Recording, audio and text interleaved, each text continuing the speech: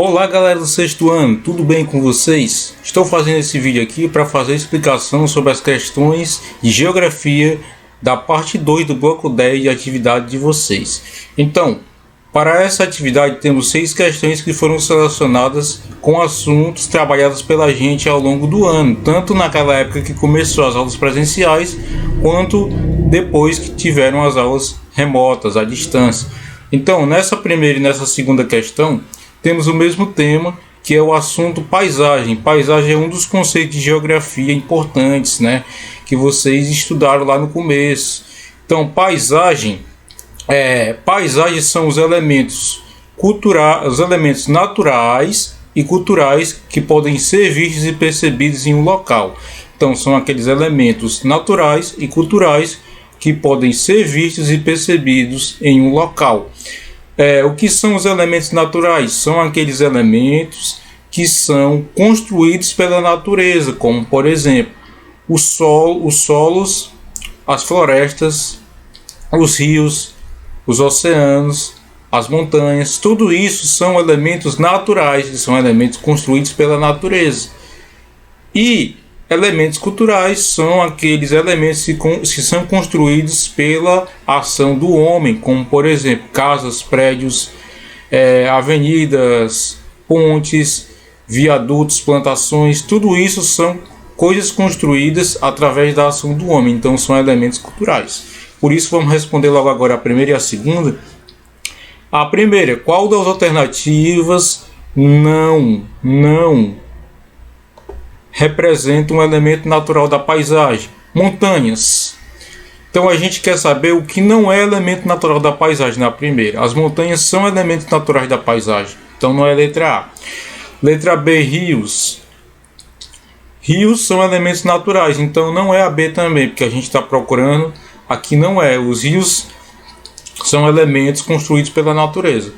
Prédios são elementos construídos pela ação do homem. Então, como a gente está procurando aqui não é um elemento natural da paisagem, a resposta vai ser exatamente a letra C. Por quê? Porque os prédios são construídos pela ação do homem e não pela natureza. Como a gente está procurando aqui não é pela natureza, vai ser a letra C. Porque a letra D diz florestas. Florestas são elementos naturais. Já a segunda diz assim: qual das alternativas não apresenta um elemento cultural da paisagem? Ou seja, qual das alternativas não apresenta um elemento produzido pela ação do homem? Qual delas? Casas. Sim, casas é um elemento construído pela ação do homem, então não é a letra A. B, oceanos.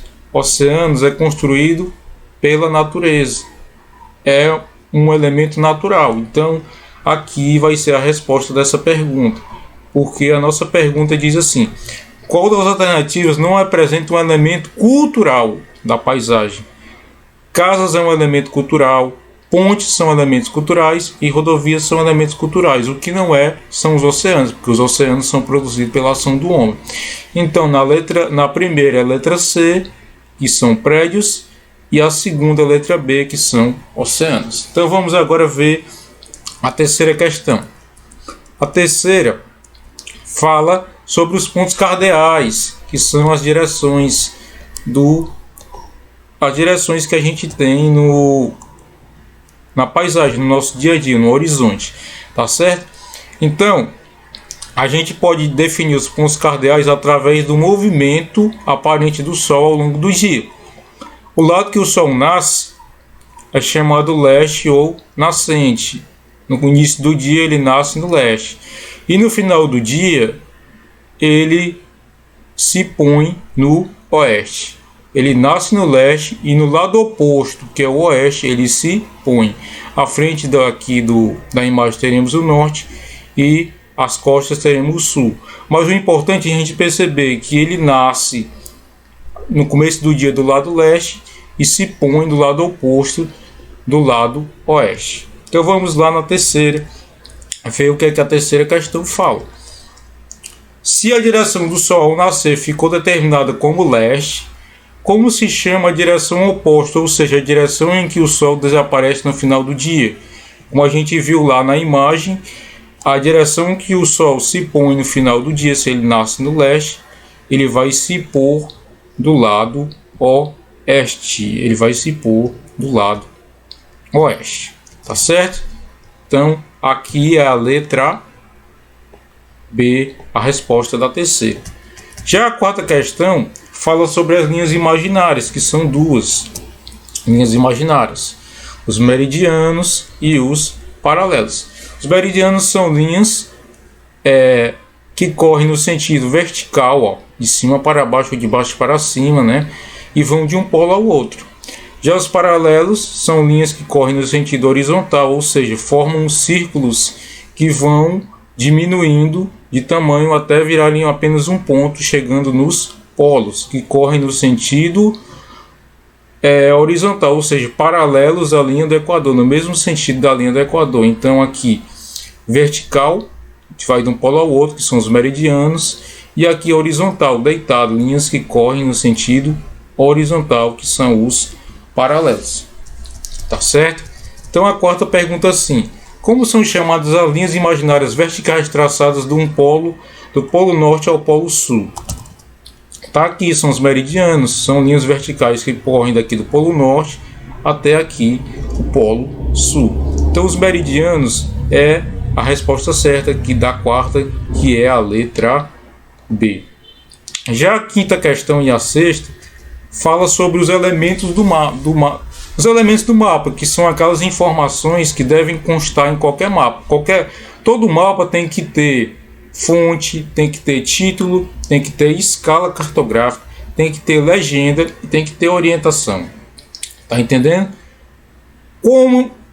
Que nome recebe a parte explicativa do mapa, que indica as cores, os significados, os símbolos e os desenhos usados no mapa? Pessoal, não é a fonte. Sabe por quê? Porque a fonte do mapa é aquela informação que vai, digamos assim, a fonte do mapa é da onde foi tirada a informação do mapa. Por exemplo, eu tenho um mapa sobre regiões. A fonte, por exemplo, é o IBGE. Então o IBGE foi da onde foi tirada a informação. Então o IBGE é a fonte. Fonte é o lugar onde foi tirada a informação, não é a letra A. Letra B, título. Título é o assunto do mapa. O assunto do mapa, que não é a mesma coisa que a parte explicativa do mapa, é diferente. Então, o título não é a resposta, não é a letra B, porque título não é a parte explicativa do mapa. Título é o assunto do mapa, é diferente. Escala cartográfica também não é a letra C, porque a escala cartográfica é a relação numérica que indica quantas vezes o terreno foi reduzido na folha do mapa, que já é a resposta da outra pergunta. Então não é a letra C. E D, legenda, é exatamente a resposta. Ó. Que nome recebe a parte explicativa do mapa que indica as cores, o significado dos símbolos e os desenhos usados no mapa? A legenda, que é a letra D. Já a sexta, a gente até já deu a resposta. Como se chama a relação numérica que indica quantas vezes o terreno foi reduzido na folha do mapa?